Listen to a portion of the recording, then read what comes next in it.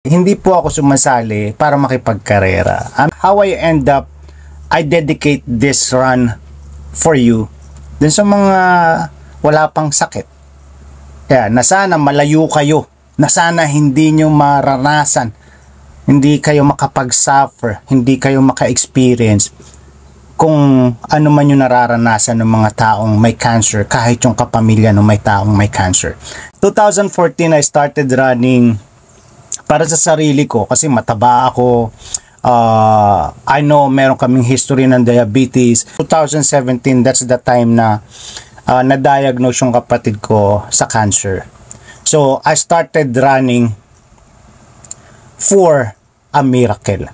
Ayun. Kasi sabi nung asawa ko, which I posted, naalala ko, tandang-tanda ko yon na yung sacrifice mo is the best prayer na pwede mo makuha yung miracle. I mean, hindi ko naman sasabihin na hindi ko nakuha or hindi ko natamasa yung miracle.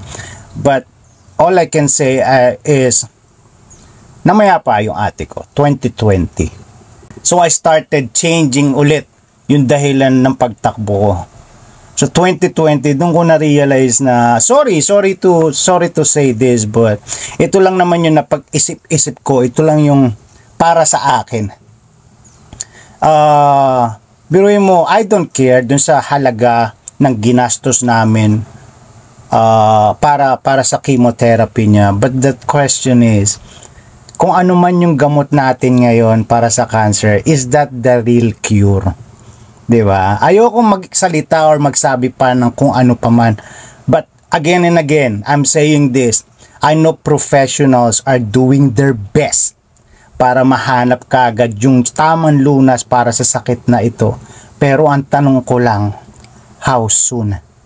Ilang buhay pa ang kailangan pumanaw bago natin masolusyonan, bago natin mahanap yung tamang lunas para sa sakit na cancer?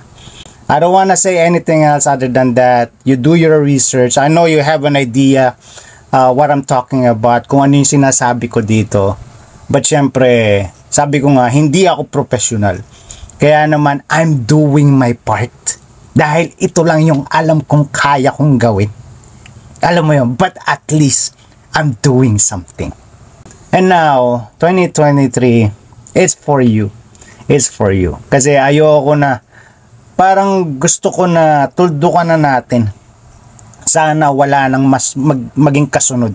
Sana hindi na masundan yung mga taong mahihirapan, yung mga taong makaka-experience nung ganong sakit. Ang hirap eh. Hindi lang naman sakit na cancer, madami. It's just so happen that this particular sickness is the one that I've experienced. So, sinashare ko sa inyo.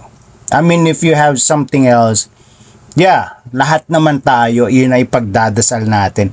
Hindi natin maranasan yung ganong klase ng hirap.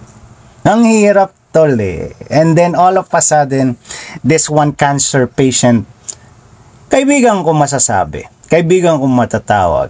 Alam mo, siya pa yung naiinggit sa akin. Hindi ko alam kung paano ko sasabihin sa kanya nang hindi magiging offensive na imagine, cancer patient siya. Naiinggit siya sa akin kasi sa mga ginagawa ko. Nakakatakbo ko araw-araw. Nararating ko yung gantong kalayo sa pamamagitan ng pagtakbo. Minessage niya ako, sabi niya, naiinggit ako sa iyo. Hindi ko alam kung paano ko sasabihin sa kanya na ikaw ang dapat kong kainggitan. Hindi dahil may sakit ka or dahil sa kalagayan mo, but kung paano ka araw-araw lumalaban para mabuhay lang.